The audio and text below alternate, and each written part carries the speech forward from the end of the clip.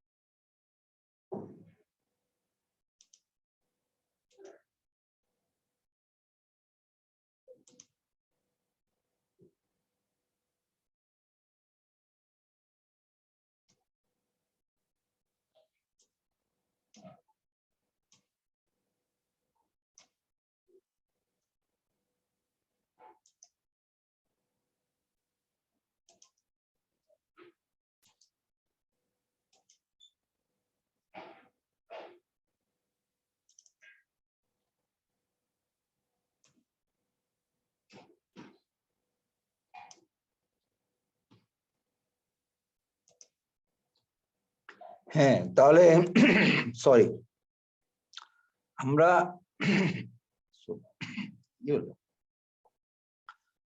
Electromagnetic wave through conducting medium এটা নিয়ে শুরু করছিলাম লেকচারটা, যেটা আমরা এটাকে কন্ডাক্টিং মিডিয়ামে যেহেতু কারেন্ট ফ্লো হতে পারে সেই জন্য আমরা এটাকে লসি মিডিয়াম হিসাবে ডিফাইন করি।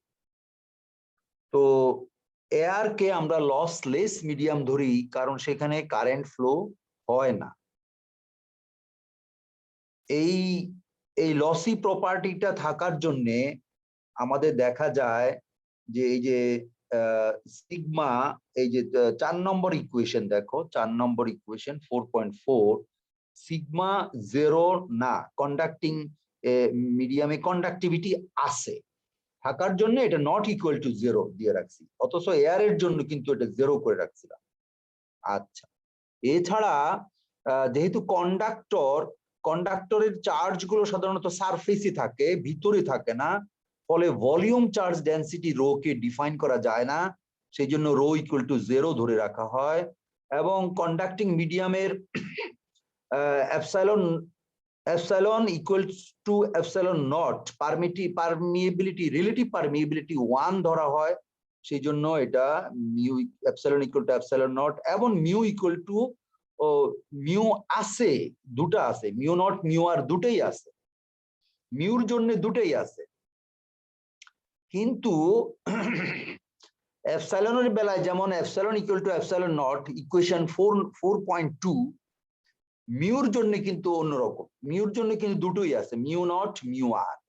কিন্তু আমরা এই লেকচারে যেই সমস্ত কন্ডাক্টর নিয়ে কাজ করব বা যে সমস্ত কন্ডাক্টরের ভিতরে ইলেকট্রোম্যাগনেটিক ওয়েভ প্রপাগেশন দেখব, যেমন সেই সমস্ত মেটেরিয়ালস হচ্ছে copper, aluminium, brass, silver, etcetera etcetera. এই সমস্ত গুড কন্ডাক্টিং মেটেরিয়ালস, এগুলোকে গুড কন্ডাক্টিং মেটেরিয়ালস মধ্যে ফেলানো যায়। এই সমস্ত গুড কন্ডাক্টিং মেটেরিয়ালস এর জন্য দেখা যায় practically mu not mu R relative permeability হচ্ছে 1, যার জন্য আমরা এখানে mu equals to mu not use করব 4.3। কিন্তু ইন জেনারেলি তুমি কন্ডাক্টিং মিডিয়ামের জন্য mu equals to mu not এটা ইকুয়েশন ইউজ করতে পারবা না, আনলেস সেটা গুড কন্ডাক্টর না হয়। কিছু কিছু কন্ডাক্টিং মেটেরিয়ালস আছে যেখানে দুটোই থাকবে, যেখানে মিউ আর মিন্স কিছুটা ম্যাগনেটিজম আছে, সেগুলো তুমি যদি কনসিডার করো তখন কিন্তু মিউ আর থাকবে। আর নর্মালি আমরা যেগুলো ইউজ করব এগুলোতে ম্যাগনেটিজম নাই, ফলে এটাকে আমরা নিয়ারলি 1 ধরে মিউ আর নিয়ারলি 1 ধরে এটাকে আমরা অ্যাপ্রক্সিমেটলি গুড কন্ডাক্টরের জন্য mu equals to mu not use করব। এবার ম্যাক্সওয়েল ইকুয়েশন গুলো ফেজার ফর্মের, এগুলো ফেজার ফর্মে কি করে বুঝলা? যদি ফেজার ফর্ম না হতো তাহলে এই যে ই আছে বা এইচ আছে এগুলোর উপরে একটা সাইনোসোডিয়াল ওয়েভ নেচার, একটা ওয়েভ সাইন থাকতো। বুঝতে পারছো? হ্যালো? জি স্যার, বুঝতে পেরেছি। হ্যাঁ, এইটা এই ফেজরের মধ্যে দেখবা এগুলোর উপরে কোনো সাইনোসোডিয়াল সাইন নাই। যখন আমরা সাইনোসোডিয়াল সাইন আনবো তখনই সেগুলো হয়ে যাবে ইনস্ট্যান্টেনিয়াস বা টাইম ডোমেইন। এখানে কি আছে কিনা?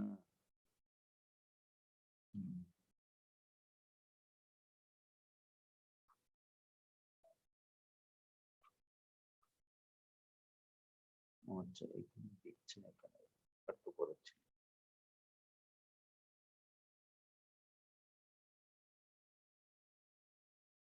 আচ্ছা, এখানে দেখছি না, কোথাও হয়তো মিসিং হয়ে গেছে বা পরবর্তীতে কি আছে কিনা জানি না। তো সেটা হলো এগুলো সব ফেজর ফর্মে আছে। সেখান থেকে আমরা এই যে এই কন্ডাক্টিং মিডিয়ামের জন্য আমরা একটা ওয়েভ ইকুয়েশন দাঁড় করাইছি 4.9। এটা ওই যে আগের মতোই লেফট হ্যান্ড সাইড এবং রাইট হ্যান্ড সাইড দুই দিকে আমরা কার্ল নিলাম। কার্ল নিলে হয় কি, ম্যাক্সওয়েলের দ্বিতীয় ইকুয়েশনে দেখো, দ্বিতীয় ইকুয়েশনে এইচ এর কার্লের একটা ভ্যালু দেওয়া আছে এবং সেগুলো সব in terms of E, electric ফিল্ডে। ফলে এই যে উপরের যে ইকুয়েশন 4.5 সেখান থেকে এইচ কে আমরা রিমুভ করতে চাচ্ছি। এইচ কে দৌড়াইয়া সেখানে সব টার্ম নিয়ে আসবো ইর টার্মে। দ্যাট মিনস তখন এই পুরো ইকুয়েশনটাই হয়ে যাবে ইলেকট্রিক ফিল্ডের রেসপেক্ট, এবং সেটাই হয়েছে। দেখো এই যে ওয়েভ ইকুয়েশন যেটা ডেরাইভ করলাম 4.9, সেখানে কিন্তু left hand side right hand side দুদিকেই কিন্তু ইলেকট্রিক ফিল্ড ইনভলভ। ফলে আমরা বলতে পারি এটা ইলেকট্রিক ওয়েভ ইকুয়েশন।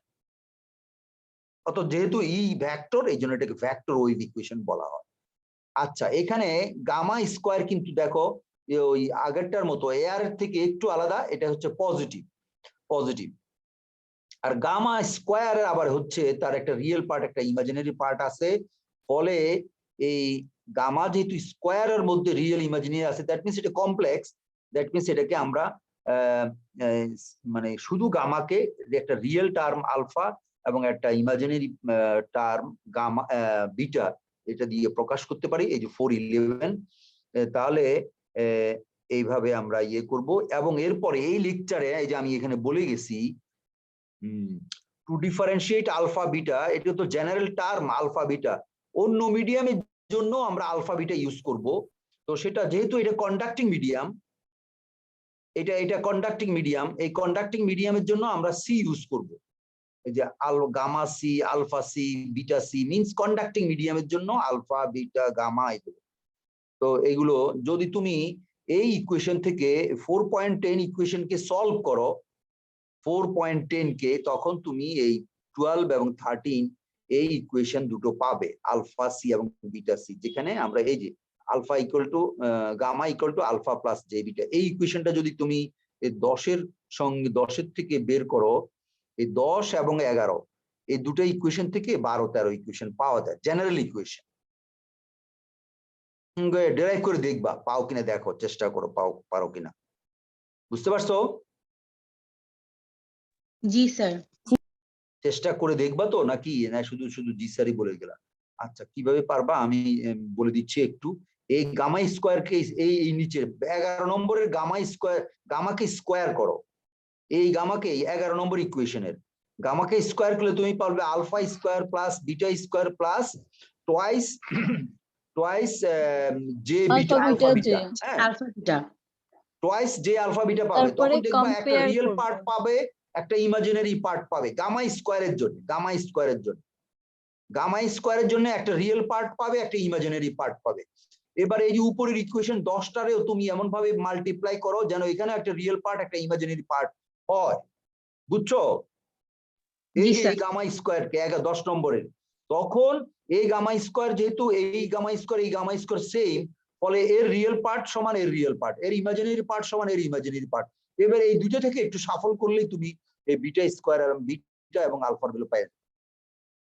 বুঝতে পারছো কি বললাম? জি স্যার। জি স্যার। জি স্যার। এবার আসো, এখন এই যে গামাটা, এই দেখো বেশ কমপ্লিকেটেড একটা ইকুয়েশন আলফা বিটা। এই আলফা বিটা একটা বেশ কমপ্লিকেটেড ইকুয়েশন, যেখানে আলফাও আছে বিটাও আছে। আচ্ছা, এখন এখন এই ইকুয়েশনে খেয়াল করে দেখো, সিগমা আছে, মানে কন্ডাক্টিভিটি, লস টার্ম এখানে ইনভলভ, লস টার্ম আছে এবং ফ্রিকোয়েন্সি টার্ম গুলো আছে, ফ্রিকোয়েন্সি ওমেগা স্কোয়ার, এটা সেটা। এই ইকুয়েশনটা একটু বিদঘুটে, অনেক কঠিন, কমপ্লিকেটেড। সেই জন্য আমরা এই গামাকে অ্যাপ্রক্সিমেট করি ফর গুড কন্ডাক্টরস। ওই যে গুড কন্ডাক্টরস আগে উপরে বলে আসছি, গুড কন্ডাক্টর কার জন্য আমরা এই লেকচারটা তৈরি করছি, সেটার জন্য। সাধারণত কপার, সিলভার, গোল্ড এগুলো হচ্ছে গুড কন্ডাক্টর। ফলে এই গুড কন্ডাক্টরের জন্য আমরা সাধারণত এই এখন থেকে দেখো, এই যে আমি লিখছি একটু, এই জন্য এই লেকচারটা আপগ্রেড করা হয়েছে। আগের লেকচারে কিন্তু এটা ছিল না, ছেলেরা কনফিউজ করতো। আমি এবার সেটা বুঝলাম যে এটাকে আপগ্রেড করা দরকার। সেই জন্য গুড কন্ডাক্টর জিসি সাবস্ক্রিপ্ট লাগাইছে, গুড কন্ডাক্টর। আর এমনি জেনারেল ভাবে হচ্ছে কন্ডাক্টিং মিডিয়ামের জন্য হচ্ছে C, conducting medium alpha C, gamma C এগুলো। কিন্তু যখন গুড কন্ডাক্টরে চলে আসবো, তখন সাবস্ক্রিপ্ট গুলো ইউজ করবো জিসি, গুড কন্ডাক্টর। ফলে এই দেখো alpha gamma GC, alpha GC, beta GC and so on. তো এইটা এখন আমাদের আলফা গামা স্কোয়ারের যে অরিজিনাল ইকুয়েশন ছিল, এই যে গামা স্কোয়ারের যে অরিজিনাল ইকুয়েশন 410, সেটাকে আবার লিখলাম, লিখে এটাকে গামা সি স্কোয়ার নিয়ে নতুন করে কন্ডাক্টিং মিডিয়ামের জন্য করব, কন্ডাক্টিং মিডিয়ামের জন্য। তো কন্ডাক্টিং মিডিয়ামের জন্য করলে কি হবে, এই যে এখানে লিখে দিছি, কন্ডাক্টিং মিডিয়ামের জন্য conductivity is very large, near about infinity, 10 to the power 6, 10 to the power 8 এই লেভেল। ফলে কন্ডাক্টিভিটি অনেক বেশি। তাহলে এটার কোনো এক্সাম্পল দেখি নিচে আছে কিনা, তাহলে তোমরা দেখি আছে কিনা, তাহলে তোমরা বুঝতে পারবা। এই যে কন্ডাক্টিভিটি, হ্যাঁ conductivity aluminium 10 to the power 6 অর্ডারে, 10 to the power 6 অর্ডারে। তাহলে এই এখন এটা সিগমা কন্ডাক্টিভিটি হচ্ছে 10 to the power 6। এইবার এইখানে আসো, গামা স্কয়ারের ইকুয়েশনটা এই যে এখানে, হ্যাঁ গুড কন্ডাক্টর, সেখানে স্যার এটা ছিল না তো, এটা ছিল হ্যাঁ। এই যে গুড কন্ডাক্টর গামা, গামা ছিল অনেক অনেক বড়, সরি।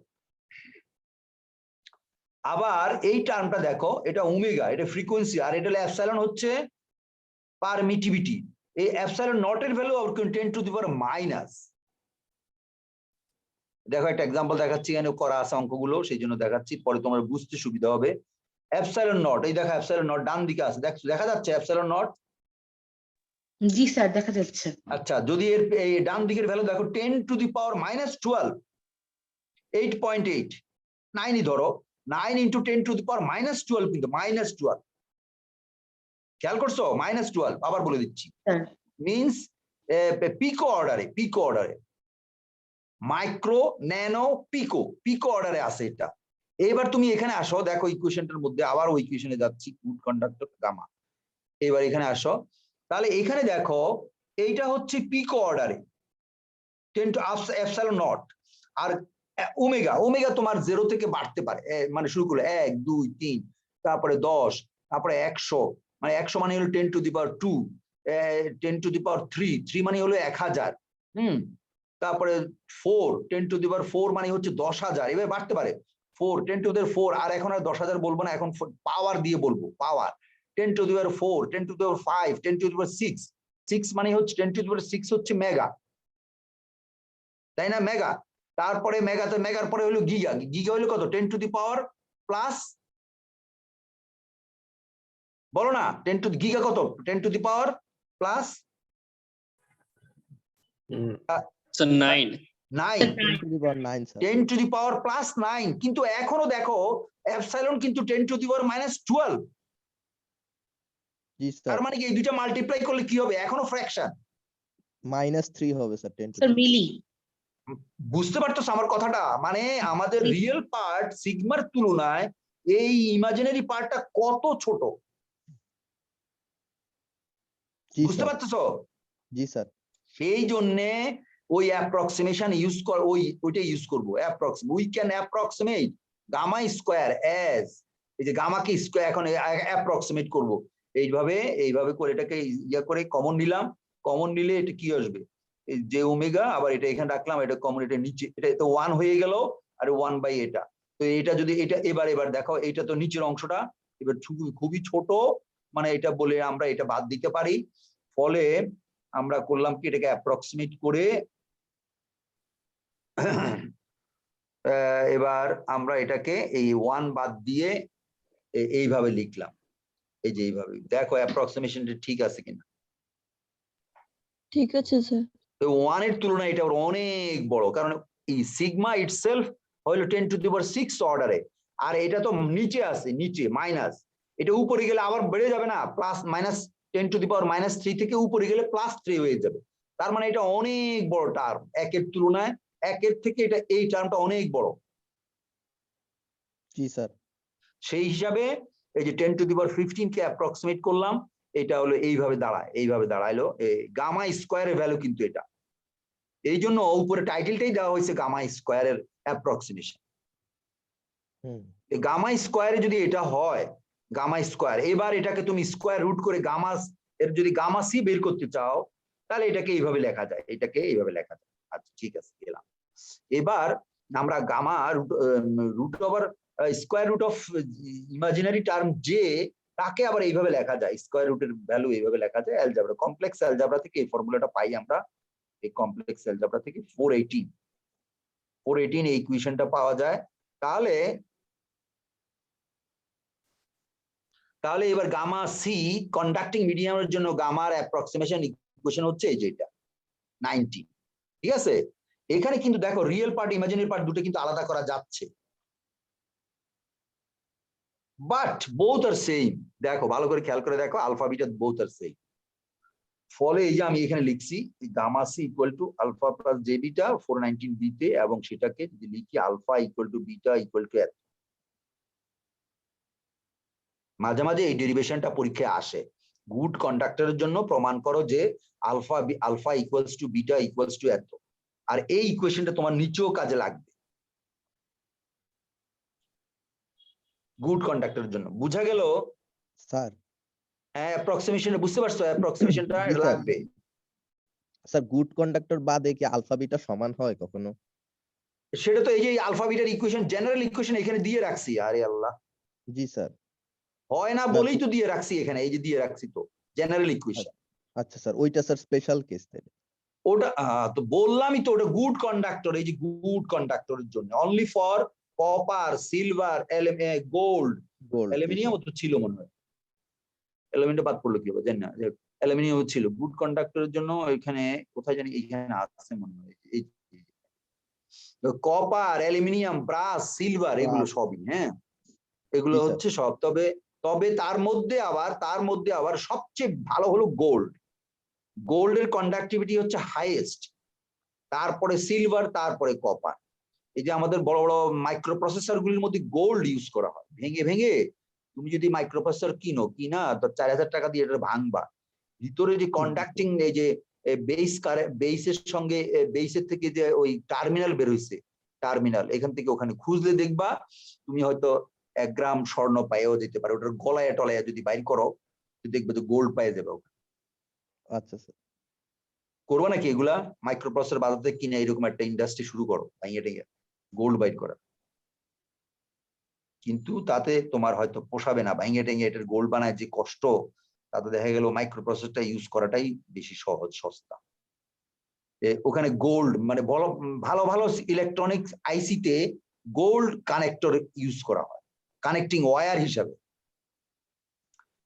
গুড কন্ডাক্টরের জন্য অ্যাপ্রক্সিমেশন দেখালাম। এখন আমরা চলে যাচ্ছি আমাদের সেই এয়ারের জন্য যেরকম ভাবে আমরা ইউনিফর্ম প্লেন ওয়েভ করলাম, uniform plane wave in conducting medium. Conducting মিডিয়ামে ওয়েভটা যদি ইউনিফর্ম প্লেন ওয়েভ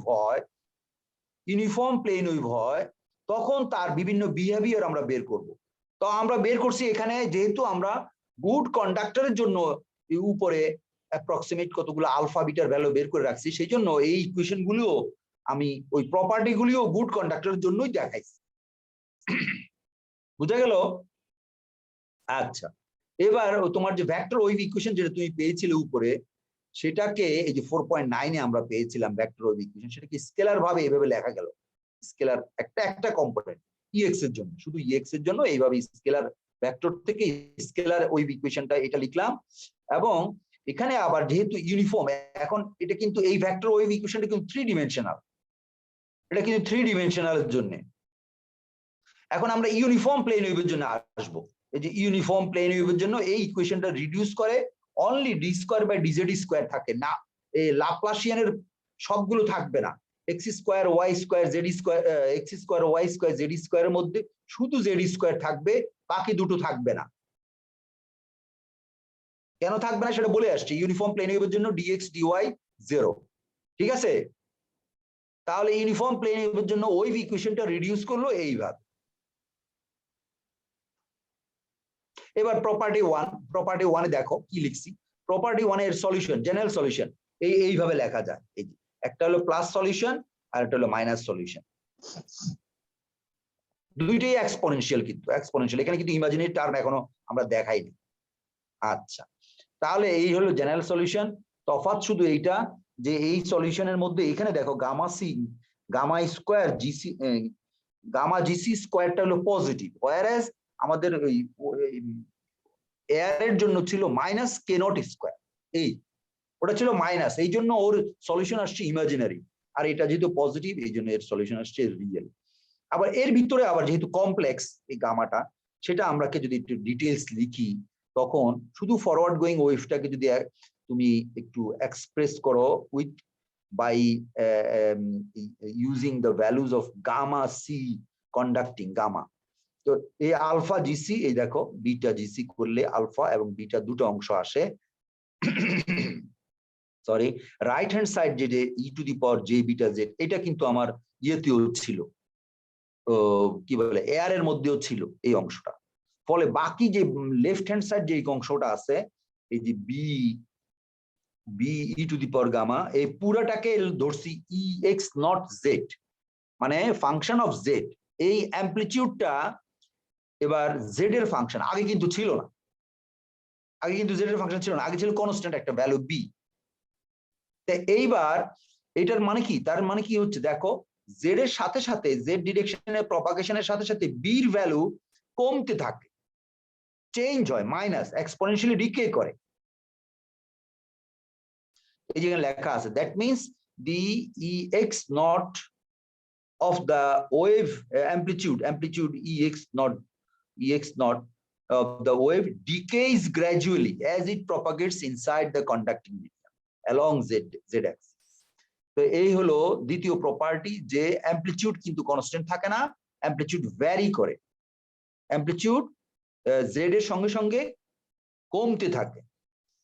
3 নম্বর প্রপার্টিতে আসো। 3 নম্বর প্রপার্টি হলো, আচ্ছা ধরো আমরা যদি এই যে এই ওয়েভটার ম্যাগনিটিউড নেই, ম্যাগনিটিউড, তো ম্যাগনিটিউড নিলে এটা এই ম্যাগনিটিউড হলো এই পার্টটা, আর ওটা হলো ফেজ পার্ট, এইটুকু হলো ফেজ পার্ট আর এটা হলো ম্যাগনিটিউড পার্ট। তো এই ম্যাগনিটিউড পার্টটা হলো এইটা, এই যে ম্যাগনিটিউড পার্টটা হলো এইটা। এই ম্যাগনিটিউড পার্ট এখন আমরা ওই যে তোমরা ক্যাপাসিটর চার্জিং যেমন ইলেকট্রিক সার্কিটে পড়ছো, একটা ক্যাপাসিটরকে যদি তুমি একটা রেজিস্ট্যান্স দিয়ে বায়াস করো, তখন ওখানে একটা টাইম কনস্ট্যান্ট তুমি ডিফাইন করতে পারো, টাইম কনস্ট্যান্ট আরসি। আমরা ডিফাইন করছি, মনে আছে টাইম কনস্ট্যান্ট কিভাবে ডিফাইন করে? টাউ ইলেকট্রিক সার্কিটে স্যার মনে আছে বলো তো, একটা টাইম কনস্ট্যান্ট মানে একটা ক্যাপাসিটর পুরো চার্জ হইতে কত সময় লাগে? স্যার 5 টাও টাও, টাইম লাগে 5 টাও। আর কেউ তার আনসারটা Sir, কারেক্ট না? theoretically infinite, কিন্তু This is practically the আমরা correct ওটা 5 answer. টাও This ধরে is নিই। the correct answer. Theoretically বলা দরকার নাই, এটা actually infinite, approximately 5 tau, approximately 5 tau. তাহলে একই জিনিস টাইম কনস্ট্যান্টকে আমরা ডিফাইন করি ওখানে যেমন ভাবে কত পার্সেন্ট হইলে পরে আমরা বলি যে এটা হয় চার্জ হয়ে গেছে অথবা কি হয় ডিসচার্জ হয়ে গেছে, আমরা ডিফাইন করি না একটা পার্সেন্টেজ দিয়ে, মনে নাই? আচ্ছা একই রকম ভাবে ওটা যদি মনে করো বাসায় গিয়ে দেখো, একই ভাবে আমরা ম্যাগনিটিউড অফ ইলেকট্রোম্যাগনেটিক ওয়েভ যখন কোনো কন্ডাক্টিং মিডিয়ামের মধ্যে ঢুকে অ্যামপ্লিটিউড যখন 36%, এই যে 26 নম্বর ইকুয়েশনে খেয়াল করো 36.36, এটাকে পার্সেন্টেজ করলে 36%, 36.7% যখন রিডিউস করে তখন আমরা বলি যে মোটামুটি এটা ইয়ে হয়ে গেছে, মানে এটাকে আমরা একটা ডিফাইন করি, এটা টাউ। ওখানে যেমন টাউ ডিফাইন করছি, এখানে ডিফাইন করি এটাকে বলা হয় স্কিন ডেপথ। এই যে দেখো নিচে লেখা আছে স্কিন ডেপথ বা পেনিট্রেশন ডেপথ। 36.78% যখন কমে যায় ইনিশিয়াল ভ্যালু বি থেকে, ইনিশিয়াল ভ্যালু হচ্ছে বি, এই যে ইনিশিয়াল ভ্যালু বি, তার থেকে যখন 36.78% কমে যায়, দ্যাট মিনস মানে 1/3, 3 ভাগ করলে প্রায় 2 ভাগ কমে গিয়ে 1 ভাগের মধ্যে যখন চলে আসে তখন তাকে বলবো আমরা, ওই ডিস্টেন্সটাকে বলবো ডেল। এই যে ডেল এখানে লেখা আছে length, this length Z is called the skin depth or penetration depth। এবং এটা কিভাবে ডিফাইন করি আমরা দেখো, এই যে ম্যাগনিটিউডটা নিলাম, এই ম্যাগনিটিউডটাকে যখন এই যেখানে কখন এটার হলো e⁻⁻α z, এই জেডটা যদি আবার আলফার সমান হয় এই জেডটা যদি আলফার 1/α সমান হয়, এই যে লিখছি এখানে দেখো, এই জেড যদি এই আলফার 1/z সমান হয় এবং এটা e⁻⁻1 হয়, তাহলে ওই জেডটাকে যেই লেংথে যেই জেড ডিস্টেন্সে e⁻⁻1 হবে, ওই লেংথটাকে বলবো আমরা এই যে skin depth or penetration depth. বুঝা গেল কিনা? বুঝতে পারছো তো? কথা বলো, একটু রেসপন্স করো। হ্যাঁ ঠিক আছে না? জি স্যার, বুঝতে পেরেছি। হ্যাঁ অথবা পেনিট্রেশন ডেপথ, এটা কি কোনো প্রবলেম? হ্যাঁ স্যার স্কিন ডেপথ এটা কি কোনো প্রবলেম? প্রবলেম, অবশ্যই 36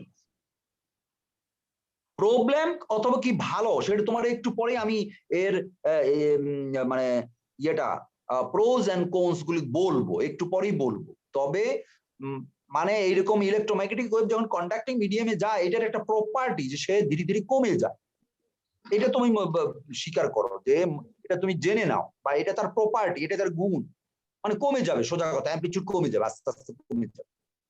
তুমি আমাদের ট্রিপলি ডিপার্টমেন্টে ছাদের উপর থেকে ডাক দিলা, সাদমিন বলে ডাক দিলা, তো সাদমিন যদি নিচে থাকে শুনতে পাবে, ম্যাক্সিমাম যদি আমাদের কার্জনালের গেটে থাকে তাও শুনতে পাবে, দোয়েল চক্করে থাকলে পরে মনে করো। কিন্তু যদি মনে করো শাহবাগে থাকে তাহলে কি শুনতে পাবে? না স্যার। কি কথা বলো না কেন? শুনতে পাবে? No sir. কেন শুনতে পাবে না? কারণ তোমার যে ভয়েসের যে অ্যামপ্লিটিউড ডিকে করবে। ভয়েসের অ্যামপ্লিটিউড আস্তে আস্তে কমতে কমতে শাহবাগ পর্যন্ত কি জিরো হয়ে যাবে, শুনবে না, সাদমিন বলে ডাকলে শুনবে না। কথা বুঝতে পারছো? এইভাবে কমে যায়, এটা একটা প্রপার্টি। এইটাই হলো তোমার মানে কন্ডাক্টিং মিডিয়ামে যখন ফ্লো করে ইলেকট্রন, তখন তার এইভাবে ইয়ে হয়, অসুবিধা, মানে কি বলবো, মানে অ্যামপ্লিটিউড কমে যায়। এখন এটা ভালো, এবং ভালো দিকও আছে খারাপ দিকও আছে, দেখাচ্ছি। তাহলে কমে যায়, এই হলো কথা। এখন কতটুকু কমে আমরা ডেল পরিমাণ বলছি, ডিফাইন করছি ডেল কখন বলবো? ওই জেডটাকে বলবো যে এই যে এই ডেল হইলো, এই জেড যখন ডেল হবে তখন সেটা 1/α, সেটাকে আমরা ডেল বলবো। এই 1/α কিন্তু আমি আগে বের করে রাখছি, এই দেখো গুড কন্ডাক্টরের জন্য 1/α আলফা এটা বের করে রাখছে, আলফার ভ্যালু এই যে ফ্রিকোয়েন্সি সিগমা মিউ নটের সঙ্গে একটা রিলেশন বের করে রাখছে। এখন এই ভ্যালুটা ওখানে বসাও, এই ভ্যালুটা ওখানে বসাও, বসাইলে তুমি পাবে এই যে এটা, এই ডেল ইকুয়ালস টু এই 4.27 ইকুয়েশন দিয়ে লেখা আছে, ডেল ইজ এইভাবে লেখা যায়, যেখান থেকে তুমি দেখতে পাচ্ছ del is inversely indirectly proportional to frequency এবং সিগমা কন্ডাক্টিভিটি অফ মেটেরিয়ালস। এই যে নিচের লাইনে লেখা আছে, it is seen that del decreases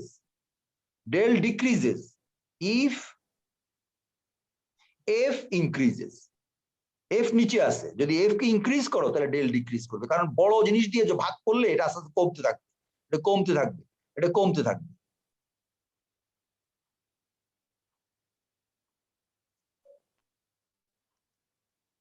আবার ডেল ডিক্রিজেস সিগমা, সিগমাকেও যদি বাড়াও তাও কিন্তু ডেল ডিক্রিজ করবে, সিগমা যদি বেড়ে যায় ডেল ডিক্রিজ করবে, এই কথাগুলো এখানে লেখা আছে। হ্যাঁ ঠিক আছে। এখন সি ফলোইং এক্সাম্পল। আচ্ছা আমরা একটা ছবি দিয়ে বোঝানোর চেষ্টা করছি, ওয়েভ এদিক থেকে আসছে, যত ভিতরে যাচ্ছে তত তার অ্যামপ্লিটিউড কমে যাচ্ছে। এই যে আমি ছোট ছোট তীরের ইয়াগুলো লেন্থ গুলি দিয়ে বুঝাইলাম, আস্তে আস্তে কমে যায়, কমে ভিতরে। আচ্ছা এখন এটা কমলে পরে ওয়েভ নেচারে দেখাইলাম, ওয়েভ নেচারে এইভাবে ওয়েভ অ্যামপ্লিটিউড কমতে থাকে, ওয়েভ দিয়ে দেখাইলাম ওয়েভের অ্যামপ্লিটিউড এইভাবে আমি এর প্লট করছি, আমি ইএক্স প্লট করে দেখাইলাম। জেড এর ডিসটেন্স, এই জেড হলো propagation distance, 3 metre 6 metre 9 metre 12 metre 15 metre 18 metre, যত যাবে তত অ্যামপ্লিটিউড কমতে থাকে, এক সময় গিয়ে ডাই ডাউন হয়ে যাবে। আচ্ছা এখন এর একটা প্রমাণ আমি ইন্টারনেট থেকে নিছি, সেটার নিচে করা আছে, রেফারেন্সটা নিচে এই অ্যাপেন্ডিক্স এর মধ্যে ডিটেইলস করা আছে, এই যে অ্যাপেন্ডিক্স এর মধ্যে ডিটেইলস করা আছে, এটা কিভাবে আমি ইকুয়েশন, এই যে অ্যাপেন্ডিক্স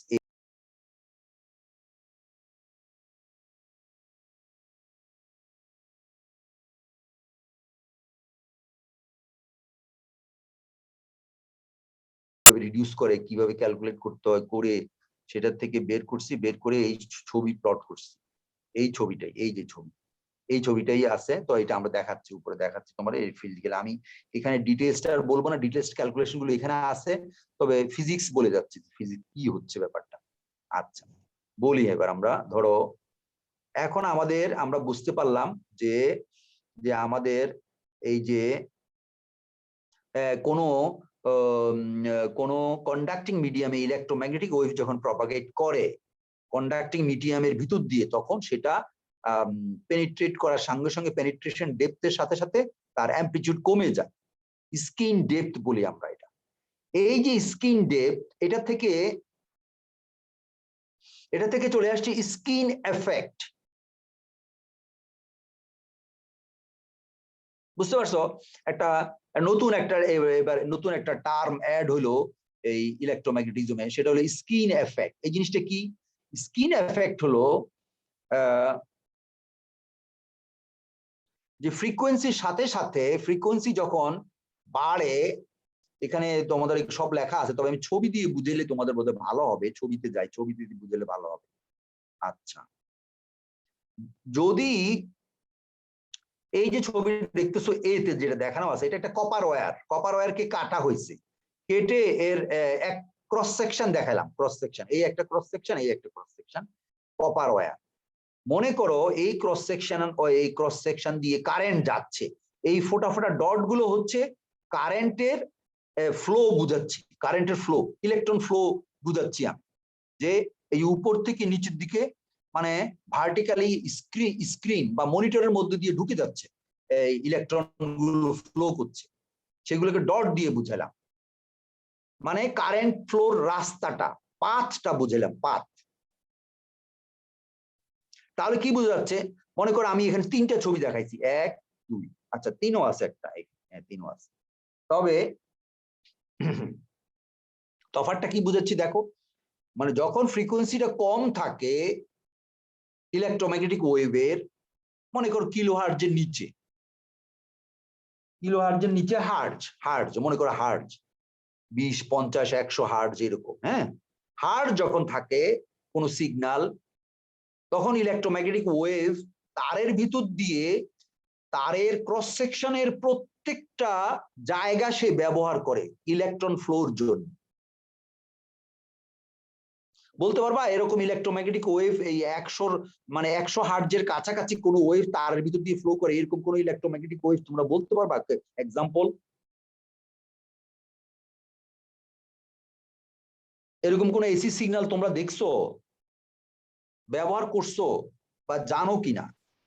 যেটা আমরা তো 100 হার্টজ, জানি না, হ্যাঁ ফ্রিকোয়েন্সি জানি না নরমালি কিছু অপারেট করতেছে কিছু কিছু সেটা দুই একটা এক্সাম্পল আমি তোমরা তো পড়তেছো ঘরের মধ্যে, তোমাদের এসি সিগন্যাল ইউজ করছো না, স্যার ফ্যান এসি চালাও, সিগন্যাল লাইট 50 চালাও, হার্টজ তো কম্পিউটার স্যার, চালাও, এসি সিগন্যাল তার ফ্রিকোয়েন্সি কত?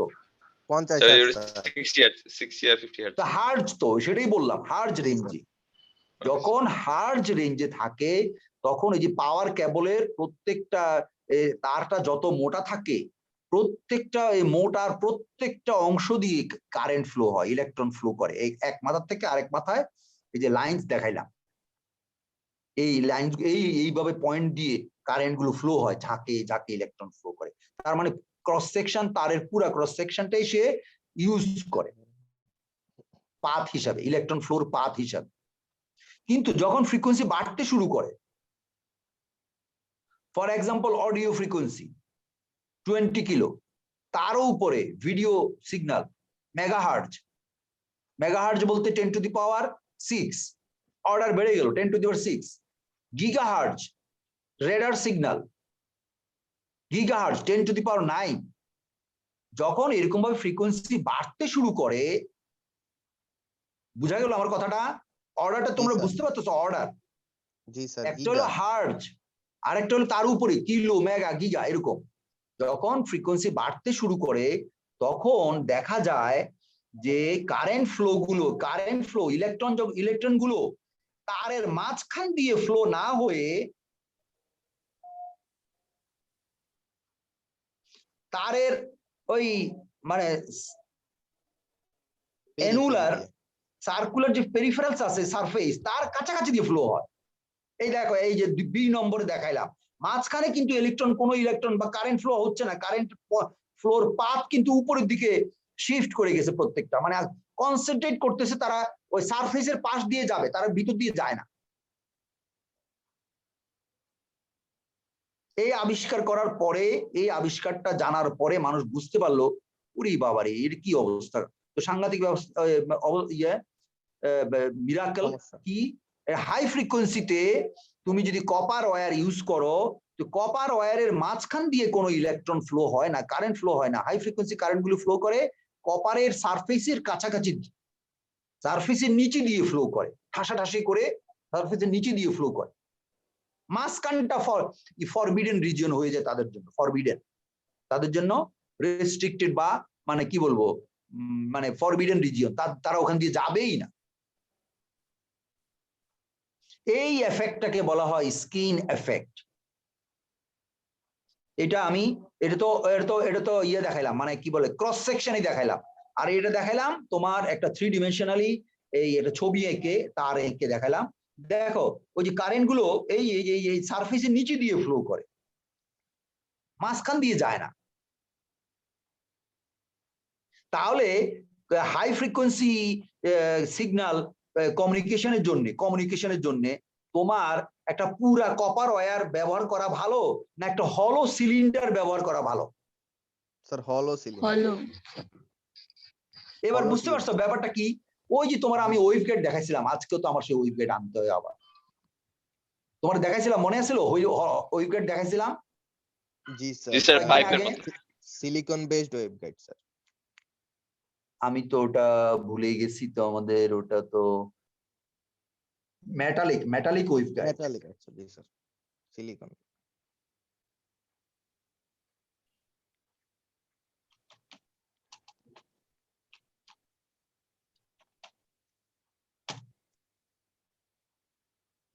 এই যে মেটালিক ওয়েভ গাইড দেখাইছিলাম আমি, ইমাজিনারি দেখি ইয়াতে মানে মেইজ গুলি থেকে ভালো পাবো। এই যে মেটালিক ওয়েভ গাইড আসছে, হ্যাঁ। তোমরা কি দেখতে পাচ্ছ মেটালিক ওয়েভ গাইড? না স্যার। শেয়ার করিনি না স্যার স্ক্রিন শেয়ার অফ হয়ে ও গেছে। শেয়ার অপশনটা অফ হয়ে গেছে। আচ্ছা শেয়ার অপশনটা অফ হয়ে গেছে, সরি। হ্যাঁ এটা আমি ইন্টারনেটে আসছিলাম তো এই জন্য ওটা শেয়ার অফ করে আসছিলাম। এই দেখছো একটা একটা গাইড দেখাইলাম, এটা এই বাইরের যে ফ্ল্যাঙ্কটা এটা হচ্ছে কানেকশনের জন্য, জি আর ওই স্যার, মাঝখানে কিন্তু ছিদ্র, দেখো ওই যে ছিদ্র, জি এবং স্যার। এটা কিন্তু বেশ ইয়া না, মোটামুটি 1 সেন্টিমিটার কি 2 সেন্টিমিটার পুরু একটা একটা পাতকে পিটাইয়া রেক্টাঙ্গুলার করে বাঁকা করা হয়েছে, যার এই পাশটা হলো এ, এই পাশটা হলো বি। বুঝা যাচ্ছে? এই যে আরো অনেকগুলো আছে দেখো, এই দেখো ছিদ্রটা, এই যে ইয়েটা। তা এখন এগুলো আরো আছে দিক দিয়ে তোমাদের, এই সার্কুলারও আছে, সার্কুলার আছে দেখো, এই যে সার্কুলারটা দেখো, এই সার্কুলার, এই যে গোল, এই সার্কুলার দেখছো, দেখা যাচ্ছে সার্কুলার, এই যে সার্কুলার রড গুলো। তাহলে বুঝতে পারছো তার মানে কেন হাই ফ্রিকোয়েন্সি ওয়েভ গাইড বা হাই ফ্রিকোয়েন্সি ডিভাইস গুলো কেন আমরা হলো টাইপ বানাই, এবার বুঝতে পারছো? জি স্যার। তাহলে হাই ফ্রিকোয়েন্সির জন্য যে আমরা ইয়েগুলো ইউজ করব সেগুলো হলো হলো টাইপ, কারণ হাই ফ্রিকোয়েন্সি কারেন্ট গুলো ঠাসাঠাসি করে, এই যে যেমন একটা দেখাইলাম ছবিতে এখানে স্কিন এফেক্ট, মানে ইলেকট্রোম্যাগনেটিক ওয়েভ আসতেছে সব দিক দিয়ে, কিন্তু এই যে ডট ডট লাইন এখান দিয়ে যাবে না, ওই সারফেসের কাছাকাছি নিচে দিয়ে কারেন্ট ফ্লো করে, এটাই হলো স্কিন এফেক্ট। আচ্ছা এখন এই স্যার, স্কিন এফেক্টের জন্য তোমার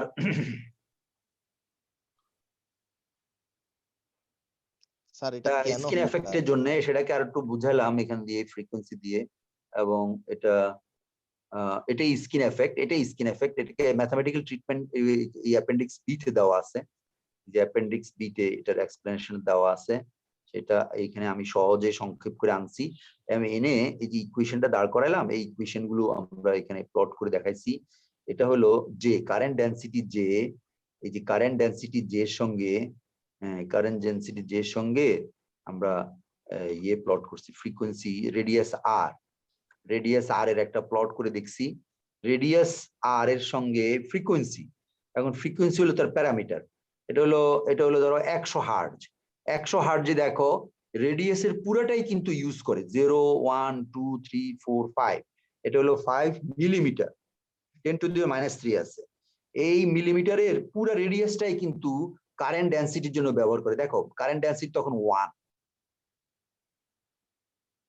মানে রেডিয়াসটা, এটা হলো স্টার্টিং রেডিয়াস 0, হ্যাঁ রেডিয়াস সেন্টার, এটা কিন্তু সেন্টার, 0 মানে হলো সেন্টার, তারপর 1 2 3 4 5 মানে হচ্ছে তার বাউন্ডারি, বুঝছো? রেডিয়াসের মানে তারের বাউন্ডারি হচ্ছে এইখানে, এই যে এইখানে, এই যে এটা কি ভায়োলেট কালার যেটা দেওয়া আছে, বুঝা যাচ্ছে? ভায়োলেট কালারটা দেখা যাচ্ছে, ভায়োলেট কালারটা, এটা হচ্ছে জি স্যার। তারের বাউন্ডারি সারফেস, আর সেন্টার হচ্ছে 0। তাহলে ফ্রিকোয়েন্সি যখন কম থাকে তখন কিন্তু সেন্টারেও কিন্তু কারেন্ট থাকে, এই যে 1, তারপরে যখন ফ্রিকোয়েন্সি বাড়তে শুরু করলো 1 কিলো, তখন দেখো কারেন্ট ডেনসিটি কমে গেছে, অনেক কমে গেছে, কারেন্ট নাই ওখানে। আবার যখন একেবারে তুমি 5 গিগাতে চলে আসছো তখন কারেন্ট ডেনসিটি 0ই, অলমোস্ট 0, শুধু গিয়ে দেখো এই যে সারফেসের কাছাকাছি গিয়ে কারেন্ট ডেনসিটি থাকে, এই যে লাল অরেঞ্জ কার্ভটা দেখো এখানে, এইখান থেকে এটাকেই বলা হয় স্কিন এফেক্ট। এই স্কিন এফেক্টটা এটা আমাদের জানতে হবে, এবং এই স্কিন এফেক্টটার জন্য এই আমাদের মাইক্রোওয়েভ ডিভাইস গুলো আমরা কি করি, মাইক্রোওয়েভ ডিভাইস গুলো আমরা হলো টাইপের তৈরি করি এই স্কিন এফেক্ট, এবং এটাকে আমরা যদি এবার কিছু ক্যালকুলেশন, প্র্যাকটিক্যাল ক্যালকুলেশন করে দেখি, অঙ্ক করে দেখি, পেনিট্রেশন ডেপথ আমরা বের করে দেখি, তাহলে দেখা যায় বিভিন্ন রকম অঙ্ক আছে যে করে দেখছি। ধরো এরকম একটা, এটা অ্যালুমিনিয়ামের জন্য, সব অ্যালুমিনিয়াম, মেটেরিয়ালসটা অ্যালুমিনিয়াম, কন্ডাক্টিভিটি সেম, শুধু আমি চেঞ্জ করছি ফ্রিকোয়েন্সি চেঞ্জ করলে কন্ডাক্টিভিটি মানে পেনিট্রেশন ডেপথ কি হয়, কমতে থাকে। দেখো 0.02 মিটার মিনস 2 সেন্টিমিটার, তারপরে এখানে কিন্তু আবার চলে গেছে 0.8 সেন্টিমিটার, তারপরে এটা একেবারে আরো কম, তারপরে দেখো আরো কমে গেছে, একেবারে এখানে মাইক্রো অর্ডারে চলে গেছে, মাইক্রো অর্ডার। আচ্ছা 80 মাইক্রো, এখানে 81 মাইক্রো, 81 মাইক্রো তুমি বুঝতে পারবা কিনা জানি না, তোমার একটা ইমাজিনেশন দেই। আমাদের চুল আছে না, চুল, ছেলেদের চুলের ডায়ামিটার হচ্ছে নিয়ার অ্যাবাউট 80 থেকে 100 মাইক্রো, আর মেয়েদেরটা আরো কম, 50 থেকে মানে 50, 60, 70 এরকম, 50 থেকে 70 micro diameter. Diameter not radius, diameter হলো 50 থেকে 70, একটা চুলের ডায়ামিটার। তাহলে 80 মাইক্রো মানে কতটুকু তুমি এবার কল্পনা করো, 2.5 মাইক্রো মানে কত কল্পনা করো, কারণ আমাদের 2.9 হচ্ছে গিগা। দেখো গিগা অর্ডারে যখন তুমি রেডার সিগন্যাল পাঠাইবা তখন গিগা অর্ডারেই পাঠাইতে হয়। তো গিগা অর্ডারে দেখো তখন আমাদের এই সিগন্যাল গুলো যখন যাবে তখন দেখো 0.25 মানে অ্যাপ্রক্সিমেটলি 3 মাইক্রো ধরো। 3 মাইক্রো মানে একটা চুলকে তোমার কমপক্ষে কত, 3.30, 12, 3, 12, 36, 12 হবে না, 3, 15, 45, প্রায় 15 বার কুচি কুচি করলে পরে যে ইয়াটা বেরোবে, থ্রেড বেরোবে, ওইটুকু থ্রেড ঢুকে, ওইটুকু ইয়ার নিয়ে মানে কি বলে কপারের সারফেসের নিচে দিয়ে, অতটুকু নিচে দিয়ে সেই কারেন্টটা ফ্লো হয়। এই জন্য দেখবা মাঝে মাঝে মাইক্রোওয়েভ ডিভাইস গুলোর হিটিং কুলিং সিস্টেম থাকতে হয়, কারণ কারেন্ট এত ঠাসাঠাসি করে অল্প জায়গা দিয়ে যায় যে ডিভাইসটার সারফেস গরম হয়ে যায়, তখন সেই কলাপস করে। সেই জন্য মাইক্রোওয়েভ ডিভাইস গুলিকে কুলিং সিস্টেমের মধ্যে রেখে তারপরে ডিভাইস গুলো অপারেট করতে হয়। আচ্ছা, এটা হলো তোমার সিগমা দেখাইলাম, মানে এখানে আমি শুধু সিগমাটাকে কনস্ট্যান্ট রাখলাম, ফ্রিকোয়েন্সি চেঞ্জ করলাম। আবার অন্য এক জায়গায় দেখো ফ্রিকোয়েন্সি ঠিক রাখছি, সিগমা চেঞ্জ করছি, সিগমা চেঞ্জ করছি, বিভিন্ন রকম মেটেরিয়ালস নিছি, silicon, sea water, germanium, aluminium, copper, তখন কিন্তু সিগমা চেঞ্জ হয়ে যাচ্ছে এবং পেনিট্রেশন ডেপথ এভাবে কমতেছে। এই স্কিন ডেপথ 12 মিটার, তারপরে 0.7 মিটার, এইভাবে কমতেছে, কমে যাচ্ছে। মানে কন্ডাক্টিভিটি বাড়লে পরে স্কিন ডেপথ তো কমে যায়, স্কিন ডেপথ কমে ইনভার্সলি। এখন এইটাই এখানে, এই যে এখানে লেখা আছে আরেকটা প্রবলেম, এই প্রবলেমটা আমি প্রায় পরীক্ষা দেই। If we want to communicate with submarine by electromagnetic wave, তুমি যদি ইলেকট্রোম্যাগনেটিক ওয়েভ দিয়ে সাবমেরিনের সঙ্গে যোগাযোগ করতে চাও, then it is needed to decrease the frequency for fixed conductivity. Conductivity fixed রেখে তোমাকে ফ্রিকোয়েন্সি কমাইতে হবে। ফ্রিকোয়েন্সি না কমাইলে তুমি মানে পেনিট্রেশন রেট বাড়াইতে পারবে না, কারণ এখানে দেখো, এখানে এই এক্সাম্পল থেকে দেখা যাচ্ছে যদি তোমার কন্ডাক্টিভিটি যদি আমার কম থেকে শুরু করি তখন দেখা যায় 12 মিটার। 12 মিটার তো খুব একটা বেশি না, সমুদ্রের মধ্যে 12 মিটার উপরের সি লেভেল থেকে 12 মিটার খুব একটা ডেপথে না। তাতে বোঝা গেল যে দেখো যত আমার কন্ডাক্টিভিটি বাড়বে তত বেশি আমার পেনিট্রেশন ডেপথ কমে যাবে, আমার মিটার কমে যাবে। তার ফলে এই সাবমেরিনের সঙ্গে কমিউনিকেশন করার জন্য এই যে এই টেবিলটা দাঁড় করাইছি, সেটা হলো সি ওয়াটার, এবং সি ওয়াটার কন্ডাক্টিভিটি হচ্ছে 4 সিমেন্স পার মিটার। এটা মনে রাখবা, কিন্তু এটা বলছি ইলেকট্রোম্যাগনেটিজম যেমন বলছি যে ফ্রি স্পেসের ওয়েভ ইম্পিডেন্স হচ্ছে 120 পাই, তেমনি ভাবে সি ওয়াটারের কন্ডাক্টিভিটি 4, এটাও মনে রাখতে হবে। এটাও বোঝা গেল যে সে এই দুই একটা প্রবলেম পড়ছে, কারণ সি ওয়াটার এর মধ্যে তোমরাই প্রায় যাও গোসল টোসল করতে কক্সবাজার, ফলে ওই যে সি ওয়াটার তার কন্ডাক্টিভিটি হচ্ছে 4, এবং এটা এই জন্যই করা হয় কারণ সাবমেরিনের কমিউনিকেশন এর উপরে ডিপেন্ড করে।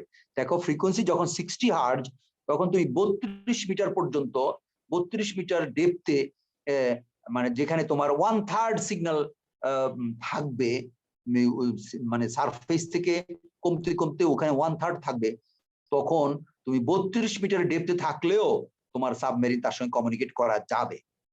তবে ইউএস সাবমেরিন সেটা তারা এখন প্রকাশ করে দিছে, তারা 76 হার্জ ইউজ করতো। সেকেন্ড গ্রেট ওয়ার্ল্ড ওয়ারে তারা 76 ইউজ করতো, তখন 28 মিটার বা 29 বলতে পারো, 28.8 মিনস 29 মিটারের মধ্যে তুমি যদি থাকো, তোমার সঙ্গে সে মানে পানির উপরে না উঠলেও তুমি তার পানির নিচে থেকেও তার সঙ্গে কমিউনিকেট করতে পারবা। না, সাধারণত সাবমেরিন গুলি করা হয় কি কমিউনিকেট করার জন্য প্রায় নিচে থেকে উপরে উঠে আসে, একদম ডেপথ 100 মিটার নিচে থেকে উপরে উঠে আসে, একদম সারফেস, পানির সারফেস লেভেলে নিচে দিয়ে যায়। যখন তারা 5 থেকে 10 মিটার নিচে থাকে তখন কিন্তু তাদের রিস্কি অবস্থা, হ্যাঁ, ডেঞ্জার জোন বলে তখন ওরা, ডেঞ্জার জোনে চলে আসে, উপর থেকে বোম ফালাইলে ফাটাস করে ফেটে যাবে। তো ওই অবস্থায় কখন আসে, যখন ইম্পর্টেন্ট সিগন্যাল কমিউনিকেট করতে হয় তখন আসে, আদারওয়াইজ তারা ডেপথেই থাকে। আচ্ছা, এখন এইটা সেকেন্ড গ্রেট ওয়ার্ল্ড ওয়ারের সময় এতটুকু ডেপথে এসে ওরা সিগন্যাল নিয়ে আবার চলে যেত, অথবা রিলে সিস্টেম করে করে একটা করে রিলে করে আরো ডেপথে এটাকে সিগন্যাল পাঠানোর ব্যবস্থা করতো, এইভাবেই করতো। আর তখন টেকনোলজি অত ভালো ছিল না। এখন সেমিকন্ডাক্টর টেকনোলজি এত বেড়ে গেছে, এত এত ফ্লারিশ করে গেছে যে সিগন্যাল যদি তোমার সারফেসের সিগন্যাল যদি তোমার বি হয়, সারফেসের সিগন্যাল যদি বি হয়,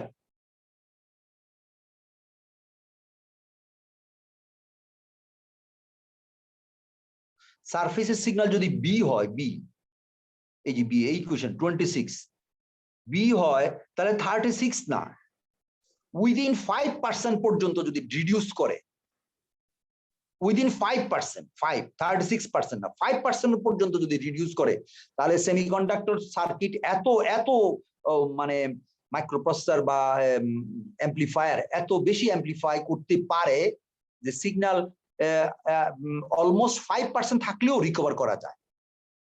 কারণ এটা এখন সম্ভব হয়েছে, কারণ এখন সিগন্যাল প্রসেসিং সার্কিট গুলো অনেক ভালো, আগের থেকে অনেক ভালো। যেটা আগে যেমন 1/3 কমলেও সেটাকে রিকভার করা খুব কষ্ট ছিল, এখন কিন্তু 5%, এমনকি 1% মধ্যে আনলেও সিগন্যাল রিকভার করা যায়। ওরা বলছে ইলেকট্রনিক সার্কিট এত প্রসেসিং, সিগন্যাল প্রসেসিং সার্কিট এত স্ট্রং হয়ে গেছে। তাহলে তুমি এই যে এটার 36 পর্যন্ত, মানে আমরা 36% পর্যন্ত টলারেট করলে আমরা সাবমেরিনের সঙ্গে 28 মিটার পর্যন্ত, 28 মিটার ডেপথে পর্যন্ত কমিউনিকেট করতে পারে। 28 মিটার, এর বেশি না, 28 মিটার। যদি তুমি, তাও এটা কিন্তু 36 এর মধ্যে, ডেপথ হচ্ছে 36, কিন্তু যদি 5% আনো তাহলে কিন্তু আরো নিচে যাবে, তখন প্রায় 50 মিটার বা 60 মিটার পর্যন্ত তুমি কমিউনিকেট করতে পারবে। সাবমেরিন 50-60 মিটার নিচে থাকলেও তার সঙ্গে তুমি ডাইরেক্টলি কমিউনিকেট করতে পারবা উইদাউট সোনার। আজকাল অবশ্য সোনার ইউজ করে, সাউন্ড দিয়ে করে, তো সাউন্ডও আছে, ইলেকট্রোম্যাগনেটিজম দিয়েও করা যায়। আচ্ছা, এই হলো এটা ইয়ে। তারপর আরেকটা জিনিস, সেটা হলো এই যে তোমার এখানে দেখালাম আমি, যে যখন স্কিন এফেক্ট হয় হাই লো ফ্রিকোয়েন্সি এবং হাই ফ্রিকোয়েন্সির জন্য, তখন কিন্তু আমাদের ধরো এই তারের ভিতর দিয়ে যখন একটা লো ফ্রিকোয়েন্সি কারেন্ট যাবে, 50 হার্টজের একটা কারেন্ট যাবে, তখন এই তারটা যত ওহম দেখাবে, একই তার, মনে করো 10 মিটার তার, এই তারের ভিতর দিয়া 50 হার্টজের একটা সিগন্যাল যাচ্ছে আর 50 মেগা হার্টজের একটা সিগন্যাল যাচ্ছে। তো যখন 50 হার্টজের সিগন্যাল যাবে, তখন এই তারটা 10 মিটার তারটা যদি 0.1 ওহম রেজিস্ট্যান্স দেখায়, 0.1, 1 ওহমের 10 ভাগের 1 ভাগ রেজিস্ট্যান্স যদি দেখায়, তাহলে 1 মেগা হার্টজে গিয়ে কিন্তু সেটা 1 কিলো ওহম দেখাইতে পারে, একই পরিমাণ তার। কারণ ফ্রিকোয়েন্সি বেড়ে গেলে রেজিস্ট্যান্স বেড়ে যায়, তারের রেজিস্ট্যান্স বেড়ে যায়। কেন বাড়ে? কারণ কারেন্ট গুলো মাঝখান দিয়ে যেতে, মানে কারেন্ট মাঝখান দিয়ে যায় না, যদিও এখানে কপার আছে কিন্তু এখানে খালি না, কপার আছে, কারেন্ট কিন্তু এদিকে যায় না, কারেন্ট গুলি যায় ঠাসাঠাসি করে, এই প্রত্যেকে কি সারফেসের নিচে দিয়ে যাবে। এখন প্রত্যেকে ঠাসাঠাসি করে এই অল্প একটু অ্যানুলার রিং এর মধ্যে দিয়ে যেতে গেলে ওই অংশটার রেজিস্ট্যান্স, তখন যেহেতু স্পেস কমে যাচ্ছে, সেই জন্য রেজিস্টিভিটি, তারের রেজিস্টিভিটি বেড়ে যায়। বুঝতে পারছো? হ্যালো, জি স্যার। কেন তারের রেজিস্টিভিটি বাড়ে কেন বলো? এটা থেকে আমার নেক্সট লেকচারের এই পয়েন্ট এখান থেকে শুরু হচ্ছে, ব্রেক থ্রু। কেন বাড়বে? স্যার ওরা যে ঠাসাঠাসি করে যাবে স্যার, সাইড দিয়ে যেতে চায় পেরিফেরি দিয়ে, ফলে একই পরিমাণ জায়গায় স্যার গ্যাদারিং বেশি হয়, এই কারণে ওই জায়গাটা কমে যাচ্ছে। হায়ার ফ্রিকোয়েন্সি জি মানে ইফেক্টিভ এরিয়া কমে যাচ্ছে স্যার। এফেক্টিভ এরিয়া কমে যাচ্ছে, ভেরি গুড। সেই জন্য হ্যাঁ স্যার লো ফ্রিকোয়েন্সিতে কিন্তু অনেক জায়গা পাচ্ছে, জি স্যার অনেক জায়গা, তার জন্য সহজে তার রেজিস্ট্যান্স কম, সে যাইতে পারবে। ফ্রিলি যেতে পারে। এই জন্য স্যার এটার সাথে কি ইন্ডাকটিভ এফেক্টের কোনো ইয়ে আছে? হ্যাঁ, ইন্ডাকটিভ এফেক্টের কোনো সম্পর্ক আছে যে তারের যেহেতু এসি সিগন্যাল? হ্যাঁ সবই আছে, ইন্ডাকটিভ এফেক্ট, বা মেইনলি কিন্তু স্কিন এফেক্টের জন্য হয় এটা, বুঝলা? মেইনলি এই এফেক্টটা স্কিন এফেক্টের কিন্তু জন্য স্যার হয়। আমার একটা প্রশ্ন আছে স্যার। বলো।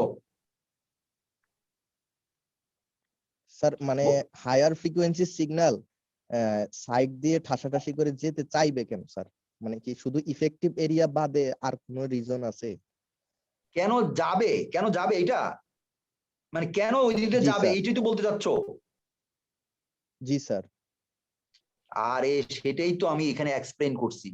এই যে দেখো এখানে বলছি তো, তোমার তো বুঝাইলাম, তারপরে তুমি বলতেছো কেন? এই যে এখানে লেখা আছে, পড়ো এটা। Let us consider that the current is flowing along Z direction. আমি কি লিখছি, কোন দিকে যাচ্ছে কারেন্ট? এটা তারের ভিতর দিয়ে জেড ডিরেকশনে যাচ্ছে, জেড অ্যাক্সিসে যাচ্ছে। এখন তারকে তোমার তারটা তো এটা মানে সার্কুলারলি অ্যাক্রসে হলো সার্কুলার, কিন্তু লম্বায় তো এটা ইয়ের মতো না, সিলিন্ড্রিক্যাল শেপ হয়ে যায় না তখন? জি স্যার। তারটা সিলিন্ড্রিক্যাল শেপ হয় না, জি স্যার। মানে অ্যাক্রসে হলো সার্কুলার, কিন্তু লম্বায় তো সে তোমার এক্স ওয়াই জেড এর মতো লম্বা। জি স্যার। সেই জন্য এটাকে সিলিন্ড্রিক্যাল অ্যাক্সিস দিয়ে তোমাকে অ্যানালাইসিস করতে হবে, সিলিন্ড্রিক্যাল কোঅর্ডিনেট সিস্টেমে, যেখানে রো হচ্ছে রেডিয়াস, ফাই হচ্ছে সারকামফারেন্স, আর জেড ডিরেকশন তো লম্বার দিকটা জেড ডিরেকশন। বুঝা গেল? লম্বাটা জি স্যার। লম্বাটা জেড Yes, ডিরেকশন, বুঝতে পারছো? জি স্যার। এবার এই দেখো এই কি লিখছি, বাই সলভিং, আমি বলি নাই ম্যাক্সওয়েল ইকুয়েশন যে কোনো মিডিয়ামের ভিতর দিয়া ইলেকট্রিসিটি ম্যাগনেটিজমের এফেক্ট সে ক্যালকুলেট করতে পারে। ম্যাক্সওয়েল ইকুয়েশন বলি নাই, ম্যাক্সওয়েল ইকুয়েশন দিয়ে যে কোনো মিডিয়াম। জি স্যার এই সম্ভব। জন্য এখন আমরা সলভ করছি বাই সলভিং ওয়েভ ইকুয়েশন। পড়ছো এটা, বাই সলভিং ওয়েভ ইকুয়েশন? জি এর স্যার। কোথায় ওয়েভ ইকুয়েশন পেলাম কোত্থেকে? স্যার ম্যাক্সওয়েল থেকে। এই তাহলে কি তোমার তো ঠিকই আছে, আমি তো ভুল করি নাই। ম্যাক্সওয়েল ইকুয়েশন দিয়ে যেহেতু এটা এক্সপ্রেস করা যাবে, ডেসক্রাইব করা যাবে, সেই ম্যাক্সওয়েল ইকুয়েশন থেকে ওয়েভ ইকুয়েশন ডিরাইভ করছি, সেই ওয়েভ ইকুয়েশনকে সলভ করছি এবার সিলিন্ড্রিক্যাল কোঅর্ডিনেটে। এই দেখো কায়দাটা দেখো কিভাবে, তুমি যে বলো যুক্তি কিভাবে আসে। যুক্তি হলো আমার মিডিয়ামটা হচ্ছে তারটা হচ্ছে একটা সিলিন্ড্রিক্যাল শেপের, এই সিলিন্ড্রিক্যাল শেপের ভিতর দিয়ে যখন ইলেকট্রোম্যাগনেটিক ওয়েভ যায়, সেইগুলি আমি কোত্থেকে পাবো? ম্যাক্সওয়েল ইকুয়েশন দিয়ে পাবো। ম্যাক্সওয়েল ইকুয়েশন বলে গেছে কোনো কন্ডাক্টিং মিডিয়ামে ইলেকট্রিক এন্ড ম্যাগনেটিক রিলেশন এই চারটা ইকুয়েশন দিয়ে প্রকাশ করা যায়। পড়ায় আসছে না তোমাদের? ওই চারটা ইকুয়েশন হলো বেসিক ইকুয়েশন, যেটা দিয়ে এনি মিডিয়াম ইলেকট্রোম্যাগনেটিক ওয়েভের এফেক্ট তুমি ক্যালকুলেট করতে পারো। তাহলে এফেক্ট থেকে আমি একটা থেকে আরেকটা করে ওয়েভ ইকুয়েশন ডিরাইভ করলাম। ওয়েভ ইকুয়েশন ডিরাইভ করা মানে হলো এই মিডিয়ামের ভিতর দিয়ে ওয়েভটা কিভাবে যায় সেটা আমি বের করবো, তাই তো? জি। তাহলে সেটা থেকে এই যে সিলিন্ড্রিক্যাল কোঅর্ডিনেটে যখন তুমি সলভ করবা, তখন তোমার কোন কম্পোনেন্টটা জানা দরকার? তোমার কি ফাই কম্পোনেন্টটা জানা, তার তো ফাই এই যে তারটা, এটার কোন কম্পোনেন্টটা তোমার জানা দরকার? কারেন্ট ফ্লো কোন দিকে হচ্ছে? কারেন্ট ফ্লো তো স্যার জেড এর দিকে, জেড এর দিকে হচ্ছে। তাহলে এই যে কারেন্ট ফ্লো যদি জেড ডিরেকশনে হয়, তাহলে তুমি আইজেড কম্পোনেন্টটাই তো ইন্টারেস্টেড হবে নাকি? কারেন্টের আইজেড কম্পোনেন্টটাই তো ইন্টারেস্টেড হবে নাকি, না অন্য কম্পোনেন্ট ফাই দরকার তোমার? স্যার তোমার মানে তারের চারপাশে কি হচ্ছে না, তারের চারপাশে তো তোমার দরকার নাই, তোমার দরকার হচ্ছে লেংথের দিকে কারেন্ট কিভাবে যাচ্ছে, এই তো কথা। জি স্যার। তো এইটাতে লিখছি আমি, দেখো দি আইজেড কম্পোনেন্ট। এখনো বুঝো নাই, দেখো এখনো বুঝতেছো কিনা দেখো, তুমি ভালো করে খেয়াল করো, আমি কিন্তু সব টেক্সটের মধ্যে লিখে দিছি। আমি আইজেড কম্পোনেন্টে ইন্টারেস্টেড, আমি ফাই কম্পোনেন্টে ইন্টারেস্টেড না। প্রপাগেশন ওয়ে যেদিকে ওই দিকে ইন্টারেস্টেড। রাইট, প্রপাগেশন ডিরেকশনে আমার কি অবস্থা হচ্ছে সেটাই তো বাইর করে দেখাই, সেটাই তো আমি তোমার বললাম। এই দেখো আইজেড কম্পোনেন্টে আমি ইন্টারেস্টেড। জি। তাহলে হ্যাঁ, এবার বুঝতে পারছো আমি তাহলে ঠিক ডিরেকশনই তো যাচ্ছি নাকি? তোমার প্রশ্নের আনসার তো ওইরকমই চাচ্ছ তুমি, জি স্যার, জি স্যার। হ্যাঁ, তো আইজেড কম্পোনেন্ট ডেনসিটি এই যে এইটা অ্যাপেন্ডিক্সে আমি পেলাম, আমি ওখানে সলভ করে তোমার দেখাই দিচ্ছি, সেটা হলো এই হলো solution. ZP equal to IZ Z rho, এই যে দেখা যাচ্ছে, আমি লিখেই দিচ্ছি আইজেড, তোমার দেখাই যাচ্ছে কেন আইজেড কম্পোনেন্ট, এটা এই কারেন্টটা আইজেড কম্পোনেন্ট। জি স্যার। 28 ইকুয়েশনটা ভালো করে খেয়াল করো, একটা হলো আইজেড কম্পোনেন্ট, এখানে জে কিন্তু দুই রকম আছে, একটা হলো বাম দিকে হলো কারেন্ট ডেনসিটি জে, বুঝছো, আর ডান দিকে হলো আইজেড, এবং হলো ওই যেটা হলো তোমার জেড কম্পোনেন্ট, রো এর function. Z component of Z component, হ্যাঁ মানে জে এর জেড কম্পোনেন্ট। আবার জে এর জেড কম্পোনেন্ট কিভাবে লেখা যায় দেখো, এই যে এখানে লিখছি দেখো, এটা কিন্তু আবার বেসেল ফাংশন দিয়ে এক্সপ্রেস করা আছে। ও স্যার, এটা বেসেল ফাংশন, কিন্তু এই জে নট এগুলো কিন্তু বেসেল ফাংশন। জি স্যার। তার মানে একটা কনস্ট্যান্ট টার্ম থাকে জে জেড আলফা, এ বোধহয় এই আলফা না, এটা বোধহয় আলফা না, এই কি জানি আলফা বোধহয় নাকি, আচ্ছা যাই হোক, যে জেড রো আলফা না, মনে হচ্ছে এ একটা প্যারামিটার, মনে হচ্ছে এ, আচ্ছা এগুলো ডিটেলস ভিতরে আছে, এবং সেটা হলো এই আইজেডটা কিন্তু তোমার Bessel function J not, Bessel function দিয়ে এক্সপ্রেস করা আছে, এটা বেসেল ফাংশন, বুঝা গেল? এইটাকে যদি তুমি প্লট করো তাহলে তুমি এগুলো এই কার্ভটা পাইবা। তাহলে আসলে আমরা কি প্লট করতেছি, current density along Z IZ direction, ঠিক আছে না? আর রেডিয়াস, আর রেডিয়াস তো রেডিয়াসের এইটা জেড, আর জেড রেডিয়াস 0 মানে হচ্ছে সেন্টার, তারের সেন্টার, তাই না? রেডিয়াস 0 মানে হচ্ছে আরের সেন্টার, রেডিয়াস বাড়তেছে বাড়তেছে বাড়তেছে, একেবারে 5 মিলিমিটারের একটা রেডিয়াস তার নিলাম, এই 5 হলো তার সারফেস, তারের মানে বাইরের আউটার সারফেস, আর এই আর ইকুয়াল টু 0 মানে হচ্ছে সেন্টার। এইবার দেখো ফ্রিকোয়েন্সি বাড়তেছে, সেন্টারে কারেন্ট ডেনসিটি কমে যাচ্ছে, দেখো। তো এটা তো আমি বলি নাই যে এটাতে কমে যাচ্ছে, এটা তো আমি বলি নাই, এটা তো তুমি ক্যালকুলেশন করেই পাচ্ছ, ম্যাক্সওয়েল ইকুয়েশনই বলে দিচ্ছে যে সেন্টার দিয়ে কারেন্ট যায় না। এবং এইটা বের করার পরেই মানুষ বুঝতে পারলো, ওরে আমার তাহলে হাই ফ্রিকোয়েন্সিতে মোটা মোটা তার ইউজ করা দরকার নাই, আমি হলো জিনিস ইউজ করলেই হবে, কারণ মাঝখান দিয়ে তো কারেন্ট যায় না। জি স্যার। বলো, আরো কোনো প্রশ্ন থাকলে বলো। না স্যার, এটা বুঝছি স্যার। বুঝছো তো? এটা ম্যাথমেটিক্যাল ট্রিটমেন্ট করে দেখা যায়, বৈজ্ঞানিকরা বাইর করলো মা, তাই তো? এটা তো দেখা যাচ্ছে যে থিওরিটিক্যালি দেখা যাচ্ছে মাঝখানে কোনো কারেন্টই থাকে না, হাই ফ্রিকোয়েন্সি, তাহলে আমি পুরো তার ইউজ করে লাভটা কি? তারের ওয়াস্টেজ, ও মানে আমার শুধু ভারী করা তারটা, শুধু ভারী একটা তার ইউজ করতে হবে, ওটাকে আমি মাঝখানে হলো ইউজ করলে তারের ওয়েটটা কমে যাচ্ছে, খরচও কমে যাচ্ছে। তো এইটাই প্রমাণ করে। এখন সেখান থেকে আমি আসলাম তোমাদের বোঝানোর জন্য যে এই যে এই তারের মাঝখান দিয়ে যখন কারেন্ট ফ্লো করে না, সাইড দিয়ে যখন কারেন্ট ফ্লো করে, তখন এইটার তারেরটা রেজিস্ট্যান্স বেড়ে যায়। সেই জন্য আমরা বলি কি, মনে করো F equal to 0, F equal to 0 মানে কি? এফ ইকুয়াল টু 0 মানে হচ্ছে ডিসি, বুঝছো স্টুডেন্টরা? এফ ফ্রিকোয়েন্সি, কোন সিগন্যালের ফ্রিকোয়েন্সি 0 মানে হচ্ছে ওই কারেন্টটা হচ্ছে ডিসি কারেন্ট। আর যখন ফ্রিকোয়েন্সি বাড়তে থাকে 10 hertz, 20 hertz, 100, 1 kilo, mega, giga, তখন বলতে হবে এসি সিগন্যাল। তাহলে এই একই তার তোমার ডিসি অবস্থায় একটা রেজিস্ট্যান্স দেখাবে, আবার এসি অবস্থায় ফ্রিকোয়েন্সির সঙ্গে এসির রেজিস্ট্যান্স কিন্তু আরেক রকম হবে ক্যালকুলেশন। তখন এই মাঝখানের এরিয়াটা বাদ দিয়ে দিতে হবে, শুধু এইটুকু এরিয়ার মধ্যে কতটুকু কারেন্ট যাচ্ছে সেই হিসাবে এসি কারেন্ট বাইর করতে হবে। তার মানে তখন এসি রেজিস্ট্যান্স ডিসি থেকে ডিফারেন্ট হবে, তাই তো? বুঝা যাচ্ছে না? জি স্যার। আর কেমনে বুঝাবো বলো, আমি তো এর থেকে আর কোনো ভাষা খুঁজে পাচ্ছি। তাহলে এই জন্যই আমি এখানে লাস্টে বলে দিচ্ছি, দেখো এই স্কিন এফেক্টের পরে বললাম যে আমরা এইগুলি করার পরে বুঝতে পারলাম যে আমাদের conclusion from table 4.1 and 4.3 we note that the skin depth decreases with increase in frequency. ঠিক আছে, ফ্রিকোয়েন্সি বাড়লে স্কিন ডেপথ কমে যায়। আচ্ছা, Das E and H cannot propagate through good conductors at high frequency, মানে ইন দ্য মিডল হবে কথাটা, ঠিক আছে? তাহলে কি হবে, ইলেকট্রো গুড কন্ডাক্টরের ভিতর দিয়ে, good conductor with thus E and H cannot propagate through good conductors at high frequency. বুঝতে পারলা? বুঝো না, এই লাইনটা বলো, দেখো বুঝতে কিনা। এই যে এই লাইনটার কথাই আমি গতকাল বলছিলাম যে তোমার ওই সেকেন্ড গ্রেট ওয়ার্ল্ড ওয়ারে জাপান মাইট খেলো, এই যে এই লাইনটা, E and H cannot propagate through good conductors. বুঝছি ব্যাপারটা স্যার, বুঝো নাই? বুঝেছি আচ্ছা, স্যার, বুঝেছি। তার আরো বুঝাই, দেখো এই যে এই ছবিটা দেখো, এই ছবিটাতে আসো, এই ছবিটাতে আসো,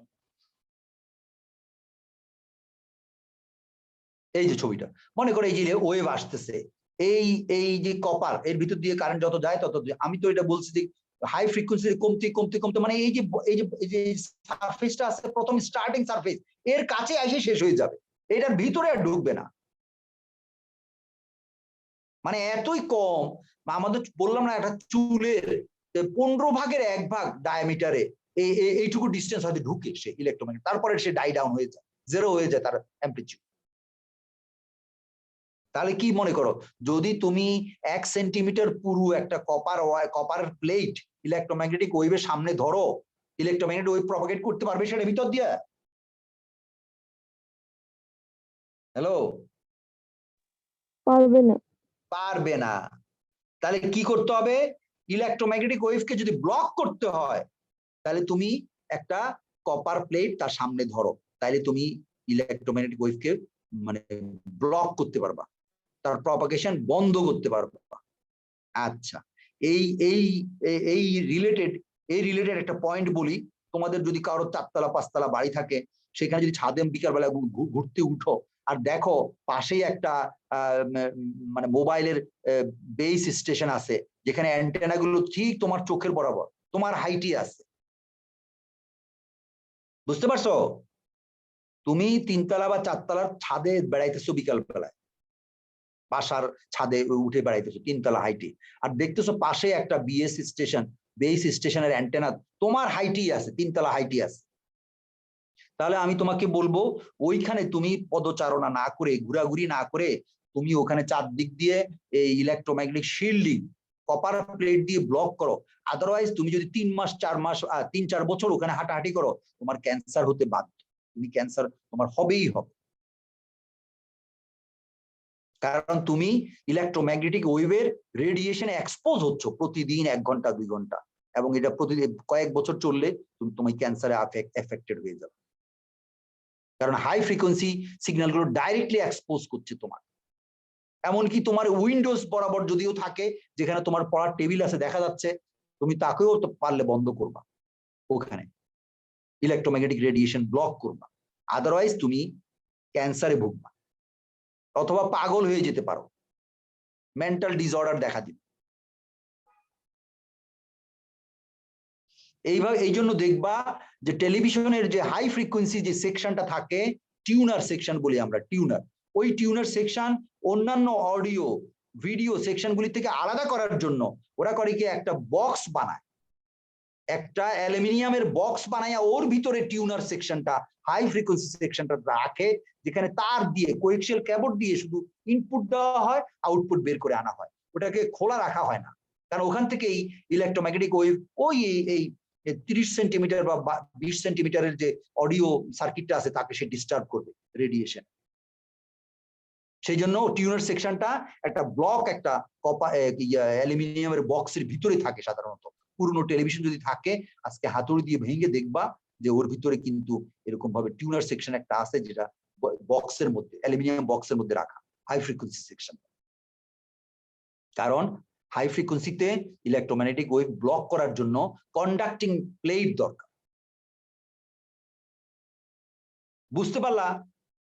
এই জন্য বলছি আমি, ওখানে ওই লাইনটা বলছি যে electromagnetic wave cannot propagate, electric field and magnetic field cannot propagate through conducting medium. এরপর আরেকটা কথা আছে, দেখো আর বলতেছি, একটা একটা করে বুঝে যাচ্ছি। Cannot propagate through good conductors at high frequency. বুঝতে পারছো? বুঝা গেল এটা? আচ্ছা, এখন এই যে প্রপাগেট করতে পারে না বা না পারলে কি হয়, কি হয় সেটার এফেক্ট বলি। যদি তুমি তোমার জানলার মধ্যে অথবা তোমার ছাদের মধ্যে ইলেকট্রোম্যাগনেটিক প্লেট দিয়া একটা সাইড ব্লক করে দাও, 3 সাইড খোলা আছে, ওই সাইডে তোমার কোনো বিএস নাই, বেস স্টেশন নাই, ওদিক থেকে কোনো অ্যান্টেনা সিগন্যাল আসবে না, এদিক থেকে আসতেছে, এদিকটা ব্লক করো, উত্তর দিক ব্লক করে দিলা। তুমি যখন কপার প্লেট দিয়ে ব্লক করে দিবা, তখন কপার প্লেটে ওই বিএস থেকে যে অ্যান্টেনা গুলো এসে বাউন্স করবে, সেটা কিন্তু অপোজিটলি আবার রিফ্লেক্ট হয়ে কিন্তু ফেরত যাবে। এই ফেরত সিগন্যাল গুলো রিফ্লেক্টেড ওয়েভকে অ্যানালাইসিস করে তুমি বলতে পারবা যে ওই যে সিগন্যালটা কোন ফ্রিকোয়েন্সিতে আসতেছে, এটা বলা যায়। এইটাই হলো ওই আমেরিকা, বললাম না, আমেরিকা জাপানের ওয়ারে ওরা আবিষ্কার করে বের করে ফেলছে যে আননোন সিগন্যাল ফ্রিকোয়েন্সি বের করা যায়, কোন ফ্রিকোয়েন্সিতে ট্রান্সমিট করছে, সিগন্যালটা আসতেছে, সেই আননোন ফ্রিকোয়েন্সি, ক্যারিয়ার ফ্রিকোয়েন্সি বের করা যায়। বের করে ওরা করে কি, ওই ফ্রিকোয়েন্সিতে রেডিও টিউন করে দোভাষী বসাই দিচ্ছে।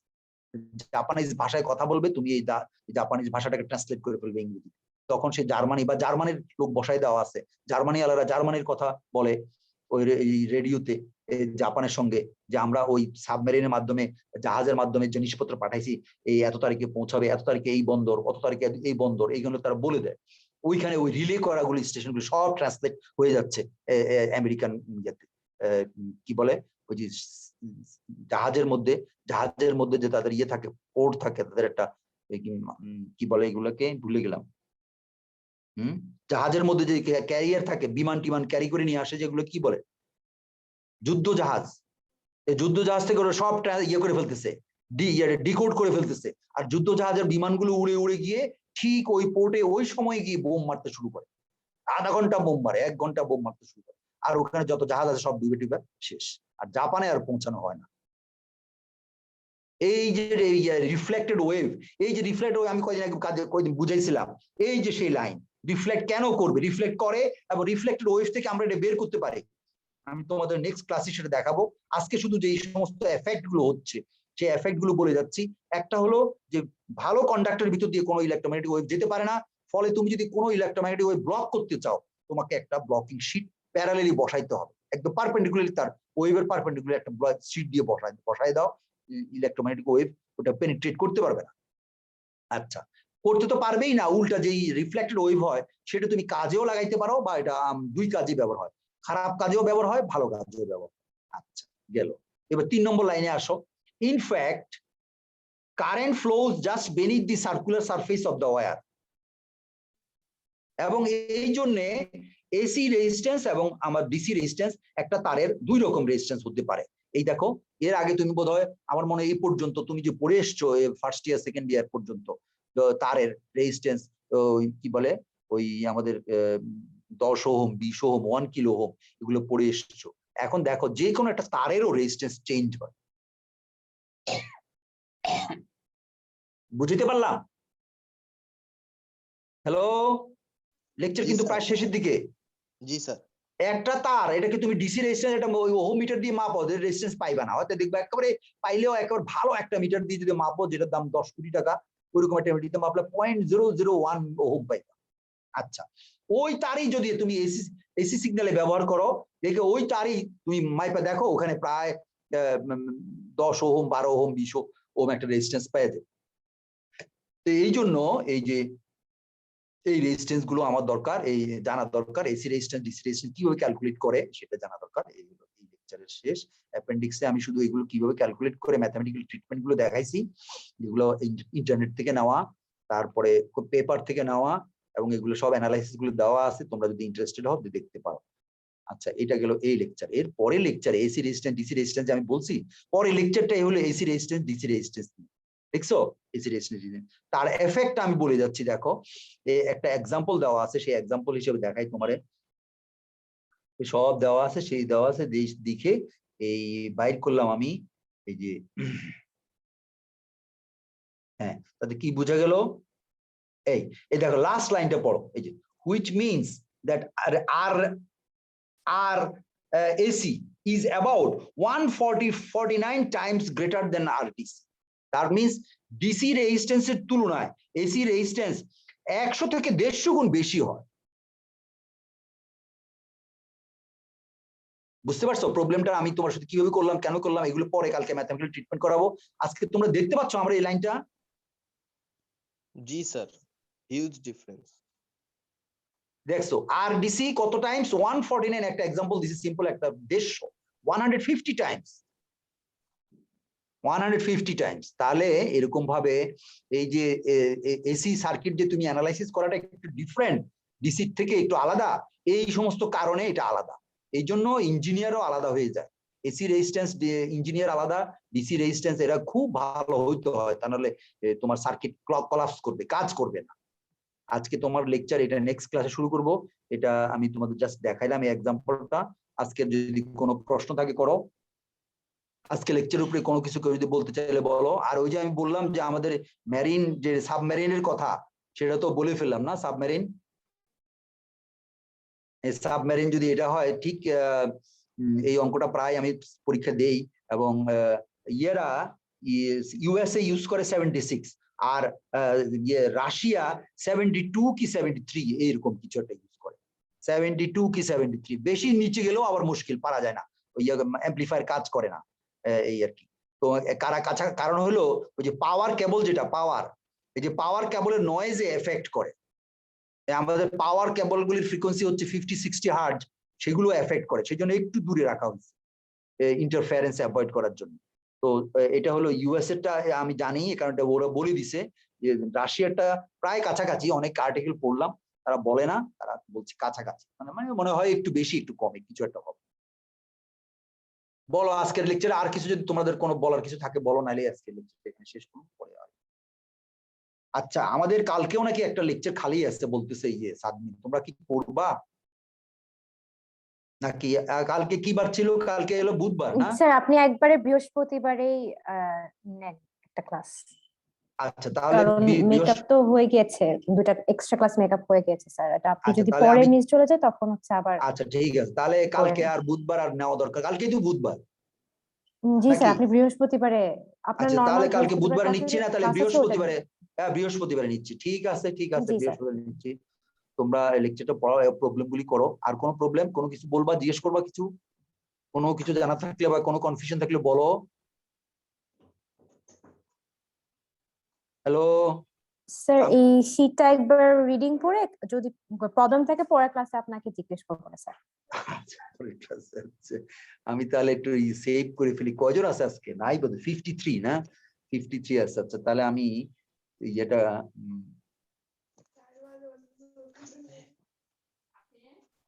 আচ্ছা চ্যাট বক্সে যেতে হবে না, চ্যাটে গিয়ে ওরে এখানে দেখি 70 লেখা, ব্যাপার কি? তাহলে 70 ইয়ে করে বোধহয় সব চলে গেছে নাকি? 58 53 স্যার আছে।